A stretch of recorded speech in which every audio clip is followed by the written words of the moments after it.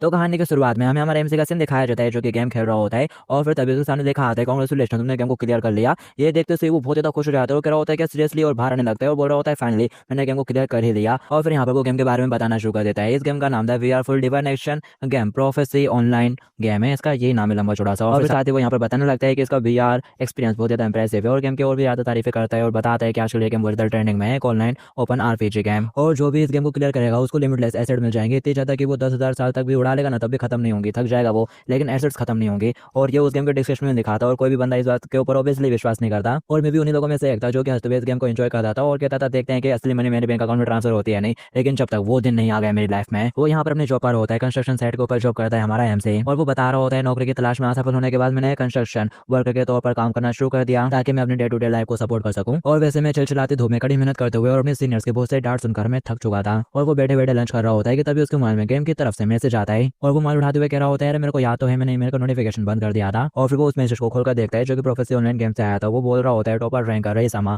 बधाई हो, तुमने बीटा टेस्टिंग के बैटल के दौरान फर्स्ट प्लेस हासिल करी थी, इसलिए तुम्हारा रिवॉर्ड तुम्हारे बैंक अकाउंट में क्रेडिट कर दिया गया है, प्लीज एक बार इसे वेरीफाई कर लेना। ये देखकर वो कह रहा होता है आखिर ये क्या है, अब क्या अब इन्होंने स्कैम वाले ईमेल भी भेजना शुरू कर दिए हैं, चलो देख ही लेते हैं। और वो पानी पीते हुए देख रहा होता है और बोल रहा होता है वैसे ऐसा कुछ भी नहीं होने वाला। पर जैसे वो अपना बैंक अकाउंट चेक करता है उसके अंदर वाकई में पैसे आ गए होते हैं जो देखकर वो काफी हैरान हो जाते हैं। और फिर तब यहाँ पर एक बंदा उसको आवाज को बुला रहा होता है लेकिन वो कुछ रिस्पॉन्स नहीं करता, तो उसी के पास पहुंच जाते हैं और कह रहा होता है क्या हो गया, क्या तुम्हें तबियत खराब है। और फिर तभी वो एकदम से दौड़ लगाकर वहां से भाग जाता है और वो बंदा चलाते हुए कह रहा होता है यहाँ पे तुम कहाँ जा रहे हो। वो सोच रहा होता है सीरियसली हम लोग इस गेम से वाकई में पैसे कमा सकते हैं यार। तो वो यहाँ पर सोचने लगता है कि वो वाली बात भी सच होगी कि अगर तुमने इस गेम को क्लियर कर लिया तो तुमको इतनी लिमिटलेस एसेट मिलेगी जिसको तुम 10,000 साल में भी खर्च नहीं कर पाओगे। तो फिर क्या था, वो यहाँ पर खुद को पूरी तरह से गेम में झोंकने का फैसला कर लेता है। लेकिन जब तक मुझे रियलाइज हुआ कि मैं बहुत ज्यादा भोला था तब तक काफी देर हो चुकी थी। ये गेम बहुत ज्यादा मर्सीलेस और रूथलेस है। यहाँ पर प्लेयर्स को बिल्कुल सेक्रीफाइस करने वाले प्यादे की तरह ट्रीट किया जाता है और टावर के जो गार्डियंस है वो यूजर को इतनी बुरी तरह से डिस्ट्रॉय कर देती है कि यहाँ तक कि उसका डाटा भी डिलीट हो जाता है और उसे टेंशन टावर का एग्जिट हमेशा रैंडम होता है। और the best part is damage से हमें जो पेन महसूस होता है उसे रोका नहीं जा सकता और वही पेन रियल जिंदगी में भी हमें महसूस होता है। वहाँ पर हम जितने भी मौतें देखते हैं, जितने भी डरों का सामना करते हैं, वो हमें रियलिटी में भी महसूस होती हैं। इसी की वजह से बहुत सारे प्लेयर्स इस गेम को छोड़ के चले जाते हैं। मैंने पार्ट टाइम जॉब कर जीवन यापन के लिए काफी पैसा इकट्ठा कर लिया था और मैं थोड़े टाइम तक और गेम खेल सकूँ इसके लिए मैंने लोन वगैरह भी ले लिया था और दूसरों से कर्जा भी ले लिया था। तो वही लोग दरवाजे पर आ रहे होते हैं, लात मार रहे होते हैं, एंडो इंसान आखिर तुम हमारे पैसे हमें कब वापस देने वाले हो। फिर भी मेरे पास आगे बढ़ते रहने के अलावा और कोई रास्ता नहीं था। मैं तो उसी चीज की उम्मीद में था अगर गेम को क्लियर कर लिया तो लिमिटलेस एसेट मिलेगी जिसको 10,000 सालों तक भी खर्च नहीं कर पाओगे। उसी को उम्मीद में वो गेम खेलता गया और फिर एक दिन उसे बताया जाता है बधाई हो तुमने गेम को क्लियर कर लिया है, तुमने जो एक्सपीरियंस गेन करा है वो वाकई में अनवैल्यूएबल एसेट है तुम्हारे लिए। तो ये सुनने के बाद वो बहुत ज्यादा खुश हो जाता है और मार्क्स उतार के बाहर आ जाता है और कह रहा होता है सीरियसली मैंने कहा दिखाया और फटाक तुम्हारे ऊपर झपटा मारता है ये सोचते हुए क्या उसे पैसे मिलेंगे, लेकिन ऐसा कुछ नहीं होता। वो जब मैसेज चेक करता है तो उसे बस यहाँ पर यही पता चलता है कि हाल ही में हमारा गोल अचीव हो गया है, खेल को पूरा करने वाला एक खिलाड़ी सामने आ गया है, इसलिए अब प्रोफेसर ऑनलाइन के सर्विसेज को टर्मिनेट कर दिया जाएगा। वो ये देख रहा होता है और कह रहा होता है तो फिर मेरे रिवॉर्ड के बारे में क्या है, जरा वेट तो करो। वो मोबाइल वहीं पे गिरा देता है और बहुत ज्यादा निराश हो जाता है और कह रहा होता है मेरे रिवॉर्ड के बारे में क्या, मैंने गेम को क्लियर तो कर दिया यार, क्या वो लोग मेरे को पे नहीं करेंगे। और फिर साथ ही वो खुद को दिलासा देते हुए कहता है वो बहुत ज्यादा पैसा है तो हो सकता है कि ट्रांसफर करने में थोड़ा टाइम लग रहा हो, मैं श्योर हूँ कि शायद ऐसे ही बात हो गई, मुझे शायद कल चेक करना चाहिए। और वो निराश होते हुए थोड़ा बिस्तर में सो जाता है थोड़े टाइम के लिए, लेकिन टाइम गुजर जाता है और उसके खाते में कुछ भी पैसे जमा नहीं होते। वो कह रहा होता है जब मुझे पहले 1 मिलियन येन रिसीव हुए थे मैं सोचता हूँ कि अगर मैं आधे रास्ते में ही रुक जाता तो हालत कितनी बेहतर होती मेरी। अब चाहे मुझे इस बात के ऊपर कितना भी रिग्रेट हो अफसोस हो, लेकिन अब बहुत ज्यादा देर हो चुकी है। और फिर इसी के साथ पूरा एक हफ्ता गुजर जाता है। वो कमरे में पड़ा हुआ रहता है कि तभी उसे आसपास से कुछ आवाजें आती हैं। वो कह रहा होता है बाकी सुबह सुबह क्या हो रहा है, वो अपना मोबाइल चेक करता है कि उनसे तो नहीं आ रही, पर वो देखता है वो उसका मोबाइल नहीं होता। और फिर तभी उसकी नजर साइड में पड़ती है, उसे हवा में कुछ विंडो नजर आती है, बहुत सारी विंडो होती है, लाइन के बाद लाइन उसे नजर आ रही होती है। वो ये देखकर एकदम हैरान हो जाता है और फिर तभी अचानक से किसी एक विंडो के ऊपर न्यूज बताई जा रही होती है। सभी लोग आप ये देख सकते हो ये मास्को की करंट सिचुएशन है, ये शहर पूरी तरह से डिस्ट्रॉय हो गया है। रशियन गवर्नमेंट ने घोषणा कर दी है कि जिंदा रहने की कोई भी आशा नहीं है और इसके अलावा बड़े बड़े अननोन क्रिएचर्स अचानक से प्रकट हुए हैं। ऐसा प्रतीत होता है जैसे कि शहर पर ड्रैगन जैसे क्रिएचरों द्वारा हमला किया जा रहा है और एक हेलीकॉप्टर हवा में उड़ रहा होता है और एक रिपोर्टर वहां से रिपोर्ट कर रही होती है कि यहाँ की स्थिति भी बिल्कुल मैक्स मास्को जैसी हो गई है और लगता है कि ये जापान में भी होने वाला है। और दर्शकों से प्राप्त जानकारी के अनुसार ये डिजास्टर, ऐसा कहा जाता है कि ये प्रोफेसर ऑनलाइन नाम के गेम का कोई इवेंट है। ये सुनते से एमसीबी काफी हैरान हो जाते हैं और फिर तभी यहाँ पर एक जर्नलिस्ट कहता है लेकिन मुझे तो इस बात के ऊपर बिल्कुल भी विश्वास नहीं है, हम किसी तरह की काइजू फिल्म में थोड़ी ना है, इस बात की पूरी संभावना हो सकती है कि ये वीडियो बिल्कुल रियल हो। और वो इसके पीछे एक लॉजिकल एक्सप्लेनेशन देने लगता है, हो सकता है कि कॉन्टिनेंटल प्लेट के हिलने की वजह से ऐसा नेचुरल डिजास्टर हो गया हो। दूसरा बंदा कहता है लेकिन हमारे पास एक रिपोर्टर है जो घटनास्थल पर मौजूद है। और फिर यहाँ पर वो रिपोर्टर कह रहा होता है मुझे नहीं पता कि किसी तरह का मॉर्चर या फिर कुछ और, लेकिन मुझे लगता है कि अब लोग कुछ मिसअंडरस्टैंड कर रहे हैं। और फिर साथ ही वो वहाँ पर कैमरा घुमा के दिखाने लगता है, कह रहा होता है जरा तुम लोग देखो ये बिल्कुल ठीक है ना, देखने से ऐसा लग रहा है जैसे कि वो यहीं पे हमारे हेलीकॉप्टर की तरफ एम कर रहा है। वो लोग चलाते हुए कहने लगता है अरे वहाँ से हट, वहाँ पर मत जाते, क्या तेरे को सुनाई दे रहा है। और फिर एकदम से सिग्नल कट हो जाता है। रिपोर्टर यहाँ पर काफी घबरा जाता है, उस कैमरामैन के साथ कॉन्टेक्ट करने की कोशिश करने लगते हैं और ये सब कुछ वो देख रहा होता है। एमसी कहता है इसमें कोई डाउट नहीं है और वो फटाक से बिस्तर से उठ खड़ा होता है और कह रहा होता है एक अजीब सिचुएशन में होने के बावजूद जहाँ पर गेम रियलिटी बन गया है मैं एकदम शांति रहा और मैंने शांत दिमाग से सोचा और मेरे दिमाग में यहाँ पर एक बात जाता है और साथ ही यहाँ पर हमें दूसरे लोगों को भी सीन दिखाया जाता है, शायद उनको भी ये सिस्टम या विंडो रिसीव हुई होगी। फिर वहाँ से हट के अपन को एमसी का सीन दिखाया जाता है जो कि अपने मेन विंडो के सामने खड़ा होता है और फिर उसे वही मैसेज याद आता है जो कि गेम वालों की तरफ से आया था। जो एक्सपीरियंस तुमने गेन करा है वो अनडाउटली ही इनवैल्यूएबल एसेट है तुम्हारे लिए। और वो कह रहा होता है उन लोगों ने एसेट के बारे में कहा था, तो इसका मतलब गेम में यूज होने वाले उन वेरियस स्ट्रेटजी से हो सकता है और मैं ही अकेला हूँ जिसने उस गेम को पूरा क्लियर करा था। तो इसका मतलब यही हुआ कि मैं ही अकेला हूँ जिसके पास दुनिया को बचाने की पावर है। तो ये सोचने के बाद वो दरवाजा खोलते हुए बाहर निकल आता है और कह रहा होता है अगर ऐसी बात है तो फिर मैं इस पावर का इस्तेमाल करते हुए बहुत सारे पैसे कमाऊंगा। और वो भगते हुए जा रहा होता है और सोच रहा होता है प्रोफेसर ऑनलाइन गेम अब रियलिटी बन चुका है, मतलब कि अब एक्सपी पाने के लिए बहुत ही भयंकर कॉन्टेस्ट होने वाला है और सबसे पास की टेंशन वहीं पर होनी चाहिए। और वो सामने की तरफ तेजी से भगते हुए जा रहा होता है जबकि आसपास के लोग पैनिक कर रहे होते हैं। वो न्यूज़ पता चलने के बाद कह रहे होते हैं क्या जापान वाकई में डिस्ट्रॉय होने वाला है, अपन को जल्दी से यहाँ से फिर दूर भागना चाहिए। दूसरा कह रहा होता है आप लोग जाएंगे भी कहाँ भागकर, यहाँ तक कि बस और ट्रेन भी बंद हो चुकी है, कोई भी काम नहीं कर रहा है। ऐसे भगते हुए जा रहा होता है कि तभी एक बंदा जोर से चलाते हुए उसे रोकने के लिए बोलता है और उसका रास्ता घेर लेता है। क्या तुम मुझे इग्नोर कर यहाँ से भागने के बारे में सोच रहे हो? इंडोइरेन उसको देखते से वो कहता है ये तो वो ये लोन मांगने वाला। वो कहता है मैं तुम्हारे घर तरफ ही जा रहा था लेकिन तुम तो मुझे यहाँ पर मिल गए। और वो उसके चेहरे के ऊपर सिगरेट फेंकता है और फिर यहाँ पर उसे बताना शुरू करता है एक साल पहले गेम में उसके पास एक विंडो ओपन हुई थी, हमारी एक फाइनेंशियल कंपनी है जो कि तुमको 2 लाख येन का इंटरेस्ट दे सकते हैं, वो भी बिना किसी इंटरेस्ट के, और इससे तुम अपने खर्चे चला सकते हो और अपना प्ले टाइम इंक्रीज कर सकते हो। वो उस मैसेज को देखता है और कह रहा होता है वो तुम 2 लाख येन उधार दे रहे हो, वो भी बिना किसी इंटरेस्ट के, और एक बार जब मैं गेम से पैसे कमा लूंगा जब मेरे को तुमको रिटर्न करने की जरूरत होगी। वो कह रहा होता है मैंने फिर वो मनी उधार ले ली, हालांकि वो बस एक्चुअली एक ट्रैप था। उन्होंने मेरे अकाउंट में पैसे डिपॉजिट कर दिए जैसा कि उन्होंने प्रॉमिस करा था। हालांकि जब मैंने सारे पैसे उड़ा दिए तो उन लोगों का एक कॉन्टैक्ट आता है मेरे पास जिसमें हाईली इंटरेस्ट रेट लिखा हुआ था और इसके हिसाब से वो 10 दिनों के अंदर ही मेरे से 50% इंटरेस्ट की डिमांड करने लगे थे। तो फिर मैंने यहाँ वहाँ से लो इंटरेस्ट पर पैसे उठाए और उनका पैसे को वापस करने के बारे में सोचा, लेकिन जब मैंने उनके साथ कॉन्टैक्ट करने की कोशिश की उन्होंने मेरे को इग्नोर कर दिया, फोन बंद कर लिया था और एक तरह से वो गायब भी हो गए थे। वो लोग असल में इंतजार कर रहे थे इंटरेस्ट के बढ़ने का। तो अब कहानी प्रेजेंट में आ जाती है। वो बंदा उसके सामने खड़ा होता है और कह रहा होता है तुमने जो पैसे उधार लिया था वो तुमको वापस करना है, तुमको याद तो है ना इंडोई? और वो कहता है मैंने रिपे करने के बारे में सोचा था लेकिन तुमने तो मेरे को रिप्लाई देना ही बंद कर दिया था। वो आगे से कहता है क्या वाकई में जो लोग पैसे पे नहीं कर पाते वो हमेशा एंडिंग में इसी तरह के बहाने मारते हैं। और वेल मैं यहाँ पर किसी और मैटर के लिए आया हूँ, तुमने कहा था कि तुम वो गेम खेलते हो और अब इस दुनिया की हालत बिल्कुल उस गेम की तरह हो गई है। तो वो आगे बढ़ता है और शर्ट से उसको पकड़ लेता है और चलाते हुए कह रहा होता है क्या तुमको कुछ पता है, तुम्हारे पास जितनी इन्फॉर्मेशन है मेरे को दे दो। वो कहता है अपने गंदे हाथ मेरे से हटाओ। ये सुनते से वो चढ़ जाता है और कह रहा होता है कि तू जानता भी है तू यहाँ पर किसके साथ बात कर रहा है। और वो कहता है चलो मैं तुमको एक यूजफुल इन्फॉर्मेशन का पीस देता हूँ। और वो यहाँ पर अपने स्किल का यूज करने लगता है जो कि उसको गेम में मिली थी, तो वो रियल लाइफ में भी इस्तेमाल कर सकता है। और वो अपने फिस्ट की पावर 50% से बढ़ा लेता है और उसके ऊपर लगातार मौकों का अटैक कर देता है जिससे वो दूर जा गिरता है। वो उसे कह रहा होता है अब इस करंट वर्ल्ड में मैं ही सुपीरियर वन हूँ, लेकिन लगता है कि अब तुम मेरे को सुन नहीं पा रहे हो। और वो उसको वहीं पर छोड़कर वहां से तेजी से भागने लगता है। पर तभी यहाँ पर कार वाले कुछ बंदे उसको देख लेते हैं और कह रहे होते हैं अभी जस्ट उसने क्या गेम की स्किल का इस्तेमाल करा। वो बंदा सोचता है मैंने कभी नहीं सोचा था कि इतनी जल्दी हमारा एक एक्सपीरियंस पर्सन के साथ सामना हो जाएगा और बहुत जल्दी इस दुनिया के जितने भी कानून है वो सारे कोलैब हो जाएंगे और सारी चीजों को फिर से लिखा जाएगा। और फिर साथ ही वो थोड़ा हंसते हुए कहने लगता है अब ये काफी इंटरेस्टिंग होने लगा है। और फिर नेक्स्ट सीन अपन को टेंशन का दिखाया जाता है जिसके पास हमारा एम से पहुंच गया होता है और वो सोच रहा होता है इसमें कोई भी डाउट नहीं है, ये टेंशन बिल्कुल वैसे ही है जैसे कि गेम में थी। और फिर तभी उसकी नजर साइड में रखी कार के ऊपर पड़ती है। वो सोचता है लगता है कि कोई ऑलरेडी यहाँ पर पहुंच चुका है और फिर वो टेंशन के अंदर कुछ जाता है और तेजी से नीचे साइड जा रहा होता है। और फिर तभी वो सामने की तरफ देखता है और कह रहा होता है ये तो खून के स्मेल है। और फिर जैसे वो वहाँ पर पहुंचता है उसे यहाँ पर काफी सारे मोशरों की लाश नजर आती है और कुछ प्लेयर होते हैं जिन्होंने उन मोशर्स को मार दिया होता है। हुडी वाला बंदा कहता है वो लगता है कि यहाँ पर और कोई भी आ गया है, अगर तुम यहाँ पर हो तो इसका मतलब ये हुआ कि तुम भी उस गेम के एक प्लेयर हो, है ना? और वो उनसे पूछता है कि ये सब कुछ तुम लोगों ने करा? और वो बंदा कहता है वेल एक तरह से हाँ, ये हाई लेवल के मोस्टर्स हैं जिन्हें फेल लिजर्ड कहा जाता है, अगर मैं नहीं होता तो शायद तुम तुरंत मर गए होते। ये सुनने के बाद वो सोच रहा होता है क्या लिजर्ड और हाई लेवल के मोस्टर, ऐसा लगता है कि ये लोग तो लोएस्ट के भी लो हैं। वो बंदा अपनी हुडी उतारते हुए कहता है तुम तो अकेले नजर आ रहे हो, लगता है कि तुम्हारे पास कोई भी दोस्त नहीं है, इसके बारे में क्या ख्याल है? तुम मेरे एक सबऑर्डिनेट बन जाओ लेकिन तुमको अपनी कमाई का आधा हिस्सा मुझे देना होगा और बदले में मैं जो बहुत ज्यादा पावरफुल है वो तुम्हें प्रोटेक्ट करेगा जो कि बहुत ज्यादा कमजोर है। और फिर वो सभी एमसी के रिप्लाई का इंतजार करने लगते हैं। एमसी कहता है सॉरी लेकिन ये सब सोलो करना ही मेरे ऊपर ज्यादा बेटर सूट करता है और इसके अलावा मुझे नहीं लगता कि तुम्हारा बॉस के अगेंस्ट टिकने का कोई चांस भी है। ये सुनते वो गुस्से से उसकी तरफ देखना शुरू कर देता है जबकि बाकी सब लोग घबरा जाते हैं। और फिर दिखाया जाता है वो बंदा सभी को लेकर कोने में आ जाता है और कह रहा होता है चलो गाइस बॉस को खत्म करने के बाद आप लोग उस आदमी को मार डालेंगे। वो लड़की कहती है लेकिन क्या ये बहुत ज्यादा टू मच नहीं हो जाएगा? वो बंदा कहता है हमारे अलावा बाकी सभी प्लेयर्स रास्ते की रुकावट है, ये बेहतर होगा कि गेम के बारे में इन्फॉर्मेशन है वो कम लोगों को ही पता हो और मैंने यही डिसाइड करा है और जो लोग मुझसे सहमत नहीं है उनके एक्सीडेंटल मौत हो जाएगी। ये सुनते ही सब लोग चुपचाप हो जाते हैं और कोई भी उससे बहस नहीं करता। यहाँ का बॉस है एम्बर गॉड है और हराने के लिए वो बहुत ज्यादा टफ एनिमी भी नहीं है, लेकिन एक बार हार जाने पर उसे दोबारा से उत्पन्न होने में 7 दिन लगते हैं और मैं नहीं चाहता कि वो बंदा लास्ट में जाकर अटैक कर दे चाहे कुछ भी हो जाए, इसलिए जब तक हम बॉस को हरा नहीं देते उसे अंदर मत आने देना। और फिर नेक्स्ट में दिखाया जाता है बॉस के गेट ओपन होने का टाइम हो चुका होता है और फिर तभी यहाँ पर कुछ बंदे एमसी के सामने आकर खड़े हो जाते हैं उसका रास्ता रोकने के लिए। ये देखते से वो कहता है कि तुम लोग मेरे को यहाँ पर रोकने की कोशिश कर रहे हो गाइस? वो लोग कहते हैं हाँ बिल्कुल सही, तुमको यहीं पर रोकना होगा। उनके बात सुनने के बाद वो सोच रहा होता है अगर मैं चाहूँ तो इनको 1 सेकंड में लात मारकर दूर उड़ा सकता हूँ, लेकिन चलो मैं यहीं पर रुक जाता हूँ।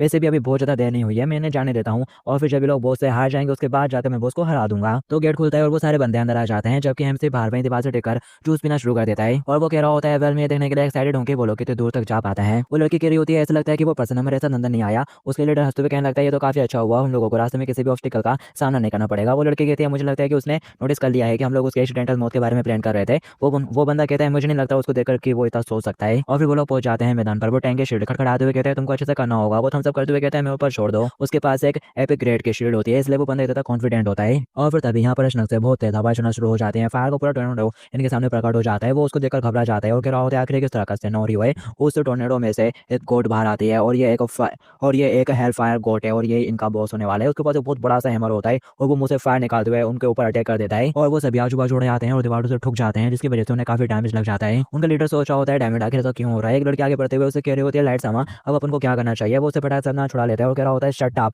अब अपन को वापस जाना होगा, जल्दी से पीछे हटते हैं। और फिर तभी यहाँ पर एक बंदा दरवाजा खोलने की कोशिश करता है पर वो सभी लोगों को बता देता है कि दो तो कम्प्लीटली बंद हो चुका है, खुल ही नहीं रहा। वो बंदा कहता है ये तो इम्पॉसिबल है, आखिर यहाँ पर हो क्या रहा है यार। और वो उन लोगों से कहता है तुम लोग जाओ उस बॉस को डिस्ट्रैक्ट करो, तुम्हारी शील्ड उसके अटैक को रोक पाएगी। वो बंदा कहता है लेकिन वो तो उछलाते हुए कहता है शट अप और चुपचाप करो। तो वो बंदा अपने शील्ड के साथ उस बॉस के सामने खड़ा हो जाता है उसको रोकने के लिए। उस बॉस के पास बहुत बड़ा हैमर होता है जिसको देखकर वो वैसे घबराया हुआ रहता है और फिर जैसे वो अपने हैमर को उसके ऊपर मारता है लोग देखकर हैरान हो जाते हैं। वो बंदा शहीद हो जाता है और वो बॉस उसके शील्ड उठाकर अपने मुंह में डाल करता है तो उसे चबाकर उसके शील्ड के टुकड़े टुकड़े कर देता है। ये देखकर वो लोग काफी हैरान हो जाते हैं और कह रहे होते हैं वो तो एक एपिक ग्रेड के शील्ड थी ना, उसने तो यूं ही तोड़ दिया। और इनका बॉस कह रहा होता है ये मॉन्स्टर ये तो बिल्कुल भी वो नहीं है। और फिर में बताया जाता है यहाँ पर एम्ब्रेस गॉड असल में वो इस तरह का मॉन्स्टर था पहले और वो इतना ज्यादा लो लेवल का मॉन्स्टर था यहाँ तक कि उसे एक ओवर लेवल का प्लेयर भी हरा सकता था अगर वो सही स्ट्रेटजी का इस्तेमाल करे। लेकिन जब गेम में अपडेट आया उसके बाद वो इंस्टेंटली एक हेल फायर गॉड में बदल गया और फिर सभी को ऐसा लगने लगा कि इस मॉन्स्टर को हराना तो बिल्कुल इम्पॉसिबल है। लगभग 4000 से भी ज्यादा चैलेंजर इस मॉन्स्टर को नहीं हरा पाए, इसको तो पहले ही डिलीट हो जाना चाहिए था। तो आखिर क्यों कि इसका मतलब ये तो नहीं कि ये दुनिया उस गेम के लेटेस्ट वर्जन के ऊपर बेस्ड नहीं है। और तभी वो कहता है रुको, वो बंदा तो अभी बाहर खड़ा हुआ है,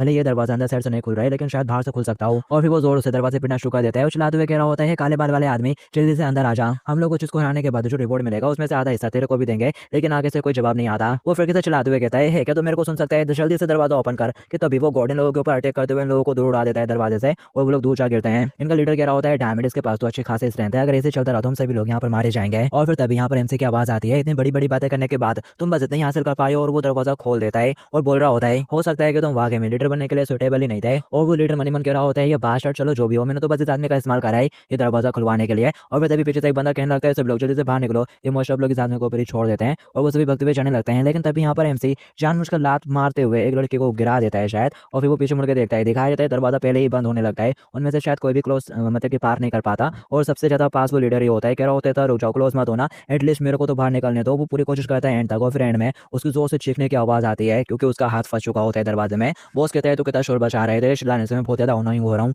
और वो अपना हैमर उठाता है और उसको बिल्कुल फ्लैट कर देता है, उसको खून चारों तरफ उड़ आता है और फिर वो अपना हैमर हटाता है। ये देखकर उन दोनों बंदों की लिटरली फट जाती है। वो लोग कह रहे होते हैं आखिर लोग जैसे मुश्किल के कैसे कुछ कर पाएंगे यार, अब हमें क्या करना चाहिए। और फिर तभी यहाँ पर एमसी उस बंदे की तलवार उठा लेता है और कह रहा होता है भले वो बंदा कमजोर था लेकिन उसके पास काफी अच्छी तलवार थी और ये इस जैसे बीच को हराने के लिए काफी है। वो बॉस कहता है कि तुझे भी मरने की जल्दी है, अगर ऐसा है तो चल मैं तेरी ख्वाहिश को पूरा किए देता हूँ। और वो अपने हैमर से उसके ऊपर भी अटैक कर देता है लेकिन वो उसके अटैक से बचते हुए हवा में छलांग मारते हुए उल्टा आ रहा होता है और बोल रहा होता है तुमने क्या कहा अभी। और वो फटाक से उसके ऊपर कट मारते हुए पार हो जाते हैं, उसने उसके दो सिंग काट दिए होते हैं, उसकी जोर से चिल्लाने की आवाज आती है और वो दोनों सिंग भड़ाक से नीचे गिरते हैं। वो उन दोनों बंदों के सामने खड़ा होता है और कह रहा होता है तुमको क्या लगता है गाइस, अब अगर तुम लोग मेरे को 10 मिलियन दोगे तो मैं तुम लोगों की मदद करने के बारे में सोच सकता हूँ। यह सुनते ही वो लड़की हैरान हो जाती है और फिर दोनों साथ में चलाते हुए कहते हैं क्या 10 मिलियन। वो कहता है डेट्स राइट। वो कहता है बस एक पर्सन के लिए 10 मिलियन और मैं तुम लोगों की जान बचा लूंगा। वो बंदा चलाते हुए कहता है मजाक करना बंद करो, हम तुमको बिल्कुल भी इतने पैसे नहीं दे सकते, हमारे पास ही नहीं है। और वो लड़के भी कह रहे होते हैं हाँ चाहे जो भी हो, इस सिचुएशन को जैसे भी देखो तुम यहाँ पे बस हमारा फायदा उठाने की कोशिश कर रहे हो। एमसी कहता है कि तुम्हारे पास पैसे नहीं है तो अपनी बॉडी का इस्तेमाल करो और कमाओ, वैसे भी इतनी यंग एज में मरना बस वेस्ट होगा। तुम लोग अब से मेरे अंडर काम करोगे और मुश्किल को हराने पर जो रिवॉर्ड मिलेगा उसका 90% तुम लोगों को मुझे देना होगा। और नॉर्मली तो मैं तुम लोगों से पूरे ही लेने वाला था लेकिन चलो मैंने तुमको 10% का डिस्काउंट दे दिया। लड़की चलाते हुए कहती है हम लोगों को बेवकूफों की तरह ट्रीट करना बंद करो। और साइड वाला भी कह रहा होता है यहाँ इससे अच्छा तो वो लाइट बादशाह था, वो कम से कम 50% दे रहा था। ये सुनते ही एमसी कहता है अगर ऐसा है तो लगता है कि मैं तुम्हारी बिल्कुल भी हेल्प नहीं कर सकता। और वो बॉस चलाते हुए कह रहा होता है यू तुझसे इंसान आके तेरी हिम्मत कैसे हुई मेरे कीमती हॉर्न को काटने की, तो 1000 मौत के लायक है। और वो फ्लेम थ्रोअर से उनको ऊपर अटैक कर देता है। वो लड़की जैसे तैसे अपने मैच का इस्तेमाल करते हुए खुद को बचाने लगती है जबकि एमसी तो जंप करते हुए ऊपर चला जाता है और वो दोनों दूर फेंक जाते हैं। और फिर एमसी भी नीचे लैंडिंग कर जाते हैं। लड़की की तरफ देखते हुए कह रहा होता है ओ तुम सर्वाइव करने में कामयाब हो गई, तुम तो काफी लकी निकली, लेकिन देखता हूँ मैं कब तक किस्मत तुम्हारा साथ देती है। वो दोनों फटाक से उसके सामने घुटने टेक देते हैं। वो लड़की कहती है मैं समझ गई, मैं बिल्कुल वैसे ही करूंगी जैसा कि तुमने कहा था, तो प्लीज मेरे को बचा लो। और वो लड़का भी कह रहा होता है हाँ मेरी भी। ये सुनते ही वो मुस्कुराना शुरू कर देता है और कह रहा होता है लगता है कि अपन लोगों की डील हो चुकी है। और वो मॉन्स्टर की तरफ देखता है और उसको आवाज देते हुए कहता है ओए तो इसको हराए हुए काफी ज्यादा टाइम बीत चुका है। ये सुनते ही वो कह रहा होता है क्या काफी ज्यादा टाइम बीत चुका है, मेरे पास तो ऐसी कोई भी मेमोरी नहीं है जिसमें तेरे जैसे किसी बंदे ने मेरे को हराया हो। उसके पास उनके वो दोनों हैरान हो जाते हैं। वो बंदा कह रहा होता है आखिर ये बंदा क्या बक रहा है यार। और वो लड़की कहती है मुझे तो ऐसा लगता था कि हेलफायर गॉड को हराने से पहले ही गेम से हटा दिया गया था। और फिर यहाँ पर एमसी बताता है प्रोफेसर ऑनलाइन अपडेट होने से पहले एक बार मैंने हेलफायर गॉड को हरा दिया था, लेकिन फिर मैंने दूसरे सोर्सेज से ये भी सुना कि अपडेट होने के बाद उसको चेंज कर दिया गया एम्बर गॉड से। और फिर कहानी प्रेजेंट में आ जाती है, वो बकरी अपने हैमर से अटैक करती है, लेकिन वो अपनी तलवार चलाते हुए उसके हैमर को साइड में धंसा देता है। ये देखकर वो बकरी भी काफी हैरान हो जाती है और वो लोग भी कह रहे होते हैं उसने तो बस अपनी जोड़ के साथ ही उसको साइड में कर दिया, आखिर ये बंदा है कौन। एम से कह रहा होता है अभी तुमने जो अटैक करा वो इतना पावरफुल था, अगर वो लग जाता तो 50 लेवल का प्लेयर भी तुरंत मारा जाता। और ये बात मेरे लिए दुगनी हो जाती है जो सिर्फ लेवल 1 पर है। हालांकि तुम ये ट्रिक जानते हो तब बेस में कोई भी प्रॉब्लम नहीं है, वो अपने हैमर से कंटिन्यू उसको अटैक करता है, लेकिन जो एमसी रहता है वो उसके हर अटैक से बच के निकल जाता है और हवा में घूमते हुए उसकी आंख के ऊपर एक निशान भी छोड़ देता है। वो कह रहा होता है आखिर मेरा अटैक इसमें कोई लग क्यों नहीं रहा। वो मोशर भी काफी परेशान हो चुका होता है और एमसी कह रहा होता है तुम्हारा बिहेवियर, तुम्हारा पैटर्न एक्जेक्टली बिल्कुल गेम जैसा ही है। और वो लोग भी देख रहे होते हैं कि एमसी उस मोशर के ऊपर भारी पड़ रहा है, तो वो लोग यहाँ पर उसको चेयर करना शुरू कर देते हैं कि तुम बहुत अच्छा कर रहे हो, तुम उस मोशर को हरा सकते हो। एमसी चढ़ते हुए कहता है तुम लोग बहुत ज्यादा शोर मचा रहे हो, तो वो बंदे भी चढ़े आते हैं और कह रहे होते हैं आगे इस बंदे के प्रॉब्लम क्या है यार, ये बहुत ज्यादा फ्रस्ट्रेटिंग है। और फिर तभी वो मोशर दीवार के ऊपर हमला कर देता है जिससे बलमान नीचे गिरता है और उसे बचने के लिए एमसी पीछे होते होते कोने में पहुंच जाता है और ये मोशन ने जानबूझकर करा था उसको कोने में फंसाने के लिए। और वो कह रहा होता है इंसान क्या तेरे पास कोई लास्ट वर्ड है। एमसी कहता है अगर तू मुझे मार सकता है तो चुपचाप मार देना बास्टर्ड, और वैसे तो मेरे ऊपर एक अटैक भी टच नहीं कर पाया। ये सुनते ही वो चढ़े आता है और कह रहा होता है जैसे तेरे इच्छा, और यहाँ पर अपने बहुत ज्यादा एक्स्ट्रीम पावरफुल अटैक के लिए वो तैयारी करना शुरू कर देता है। और वो लोग कह रहे होते हैं अरे ये ब्लैक फ्लेम, ये तो वो वाली फायर है जो सब कुछ जला कर सकती है। इस अटैक में इतनी ज्यादा फायर पावर है कि ये लेवल 99 के प्लेयर को भी तुरंत मार सकती है और ये एक ऐसा फ्लोर बाइट अटैक है जिससे बचने का कोई भी रास्ता नहीं है। लगता है कि ये मोशर अब सब कुछ खत्म करने के मोड में है, फाइनल अटेम्प्ट कर रहा है। पर एमसी तो खुश हो जाता है और कह रहा होता है मैं तो इसी मोमेंट का इंतजार कर रहा था। वो यहाँ पर स्किल का यूज करते हुए अपने पैरों की पावर को 50% से बढ़ा लेता है और ऊपर की तरफ एक खतरनाक हाई जंप करता है और वो दीवारों के ऊपर छलांग मारते हुए बहुत ऊपर तक चला जाता है और कह रहा होता है तुम्हारी ये फिल्म इतना पावरफुल है कि सब कुछ चला सकती है, लेकिन जब तुम इसका इस्तेमाल करते हो तो तुम कम्प्लीटली डिफेंसलेस हो जाते हो। और भले ही इसके पास बहुत ज्यादा स्ट्रेंथ है लेकिन ये मुंह के पास से काफी कमजोर है। वो सीधा छत के ऊपर पाँव टिका लेता है और कह रहा होता है दूसरे शब्दों में और तेजी से उसके मुंह की तरफ बढ़ता है और सीधा उसके मुंह के ऊपर लैंड होते हुए उसके जबड़े को नीचे जमीन में धंसा देता है और कह रहा होता है भले मैं लेवल 1 पर हूं, मेरे पास इतनी स्ट्रेंथ है, लेकिन तुम्हारे मुंह को बंद करने के लिए काफी है। और एक बार जब वो फायर चालू हो जाती है तो उसको बीच में बंद नहीं किया जा सकता, और अगर तुम इस स्टेट से बाहर नहीं निकल पाए, अपना मुंह नहीं खोल पाए, तो इसका मतलब ये होगा कि वो फिल्म तुम्हारे शरीर के अंदर ही फैल जाएगी। मुझे हैरानी होगी क्या तुम खुद की ही फिल्म का सामना कर सकते हो। और फिर वो फटाक से जंप करते हुए पीछे हट जाता है, दूर हट जाता है और फिर उस मोस्टर की जोर से चिल्लाने की आवाज आती है, उसकी फ्लेम उसे कोई जलाना शुरू कर देती है और वो यहाँ पर जलकर मारा जाता है। उसके पास विंडो भी ओपन हो जाती है कि तुमने बॉस को हरा लिया है। पीछे खड़ा बंदा कह रहा होता है फाइनली हम लोग बच गए, जबकि लड़की बहुत ज्यादा हैरानी में होती है, बोल रही होती है मेरे को विश्वास नहीं होता ये बंदा इसने बिना किसी स्क्रैच के उस बॉस को हरा दिया है। और फिर उसके पास विंडो ओपन होती है कि तुम इस दुनिया के पहले प्लेयर हो जिसने यूनिक बॉस को हराया है। और फिर उसको यहाँ पर एक यूनिक टाइटल मिल जाता है, द फर्स्ट स्लेयर। एम से कहते हैं क्या एक यूनिक टाइटल, मैंने इसके बारे में पहले कभी तो नहीं सुना था, ऐसा लगता है कि ये दुनिया एक गेम जैसे भी नहीं है। और फिर यहाँ पर सिस्टम बताता है तुम्हारे इस टाइटल की वजह से जो बॉसेस का डैमेज है वो तुम्हारे प्रति 50% से इंक्रीज हो जाएगा। ये सुनते से वो हैरान हो जाते हैं और कह रहा होता है कि किस तरह की ब्रोकन एबिलिटी है। और फिर तभी उसके सामने विंडो ओपन होती है कि तुम इस दुनिया के पहले पर्सन हो जिसको एक यूनिक टाइटल मिला है, तो बोनस के तौर पर तुम सब ऑक्यूपेशन चूज कर सकते हो। एमसी देखकर थोड़ा खुश हो जाता है और कह रहा होता है ये तो काफी अच्छा हुआ कि जिस दिन लोगों ने मेरे को ये सुविधा दे दी, और वो यहाँ पर यस पे चॉइस कर देता है। सिस्टम कहता है एक बार सब ऑक्यूपेशन डिसाइड होने के बाद उसको बदला नहीं जा सकता। तो फिर यहाँ पर एमसी आगे बढ़ते हुए को चॉइस कर लेता है जो कि सोल समित नाम से कुछ होता है और वो उसको मिल जाता है। उसके पास विंडो भी ओपन हो रही होती है, बधाई हो तुमको ये सक्सेसफुली मिल गया है। एमसी कहता है कि अनएक्सपेक्टेड ट्विस्ट था, ऐसा लगता है कि मैं बहुत सारा पैसा कमाऊंगा। और यहाँ पर एमसी को ड्रॉप के तौर पर दो टाइम मिले होते हैं, पहले एक चाबी होती है और दूसरा एक चाकू होता है। उसको देखकर वो लड़के कहने लगती है कहीं ये उस अंडरग्राउंड सीवर की चाबी तो नहीं। ऐसा कहा जाता है कि वो एक हंटिंग ग्राउंड है जहाँ पर लेवल को बढ़ाना आसान है और तुम वहाँ पर बहुत सारा पैसा भी कमा सकते हो। और वो दूसरा बंदा कहता है जो कि तुमने इसके बारे में मेंशन कर दिया है, तो उस लाइट ने भी इसके बारे में कुछ कहा था। हमारे यहाँ पर आने का मेन ऑब्जेक्टिव बॉस को मारकर उस सुपर रेयर ड्रॉप को हासिल करना है और लगता है कि वो यही है। ये सुनते ही वो चाबी घुमाते हुए कहता है वैसे पार्टिकुलर ये था रेयर इन टाइम नहीं रहता, तुम सोच रहे हो इसका ड्रॉप रेट 100% है। वो लड़की कह रही होती है तुम इतने कीमती इन टाइम को रेयर इन टाइम को ऐसे कह इसलिए आप तुम्हें घुमा रहे हो। और वो बंदा कह रहा होता है हमारा पर्सपेक्टिव बहुत ज्यादा डिफरेंट है। ये सुनते सिर्फ उनको डेगर दिखाता है और कह रहा होता है और ये है गॉड डेगर, ये है जो कि लकी ड्रॉप है। और फिर साथ ही वो चाकू के साथ चलते हुए सामने बहुत बड़े पत्थर की तरफ जाते हैं और अपने चाकू का इस्तेमाल करते हुए उस पत्थर को काट डालता है। ये देखकर वो लोग हैरान हो जाते हैं और कह रहे होते हैं इतनी शार्पनेस, उसने तो पत्थर को बिल्कुल बेटर की तरह काट डाला। पर एमसी कहते हैं नहीं इतना काफी नहीं है और वो सोच रहा होता है मुझे लगता है कि इस बार इसका इस्तेमाल करना चाहिए। और फिर वो यहाँ पर अपने सब ऑक्यूपेशन का इस्तेमाल करता है और उसके बारे में बताता है। नाम से ऐसा लग सकता है कि ये बोनस है, लेकिन अगर तुम मुझसे पूछो तो ये वाकई में मेन जॉब है। हालांकि ज्यादातर सब ऑक्यूपेशन अनयूजेबल है, लेकिन उनमें से कुछ ऐसे रियर ऑक्यूपेशन भी है जो कि एक्सट्रीमली रियर है और एक्स्ट्राऑर्डिनरी एबिलिटी है कुछ में तो। और सोल स्मिथ भी उन टॉप ऑक्यूपेशन की लिस्ट में से एक है। हर चीज में सोल फ्रेगमेंट होती है, बेशक ये इंसानों में तो होती ही है लेकिन प्लांट्स और मिनरल्स में भी ये होते हैं। इसका इस्तेमाल क्रिएट करने के लिए मटेरियल के तौर पर भी किया जा सकता है और यहाँ तक कि सभी चीजों को स्ट्रेंथन करने के लिए भी किया जा सकता है। और यही एक ऐसा ऑक्यूपेशन है जिसके पास इस गेम को जीतने का मौका है। और फिर वो यहाँ पर अपनी आइज ऑफ सोल को एक्टिवेट करता है और उस डेगर की तरफ देखता है जिससे कि उसे पता चल जाता है कि इस डेगर को अपडेट करने के लिए कौन से फ्रेगमेंट की जरूरत होगी, किस टाइप के फ्रेगमेंट की जरूरत होगी। यहाँ पर टाइप एफ आ रहा होता है और फिर वो उस लड़की की तरफ देखता है और उसका भी टाइप एफ होता है सोल फ्रेगमेंट। और एम से चाहे तो उसे थोड़ा एक्सट्रैक्ट कर सकता है, लेकिन यहाँ पर एक कंडीशन होती है तुमको उसके साथ किसी भी तरह का कॉन्ट्रैक्ट करना होगा। वो देखता है और कह रहा होता है एक कॉन्ट्रैक्ट, काश मुझे ये बात उनके 90% पैसे लेने पर सहमत होने से पहले पता होती, लेकिन मेरे पास कुछ ऐसा है जिसका मैं यूज कर सकता हूँ। वो डेगर वहीं पे गड़ा देता है और कह रहा होता है गाइस क्या तुम लोग इस चाबी का इस्तेमाल करते हुए खुद के लेवल को अब नहीं करना चाहते। वो बंदा कहता है हाँ मैं करना चाहता हूँ ना। और वो लड़की कहती है कि ये ठीक होगा। तभी वो कॉन्ट्रैक्ट दिखाता दिखाते हुए कहता है लेकिन इसके एक्सचेंज में इस लिस्ट के अंदर जो भी ड्रॉप लिखे हुए हैं तुमको कुछ चीजें मुझको देनी होगी और साथ ही में तुमको उस अमाउंट के ऊपर थोड़ा डिस्काउंट भी दूंगा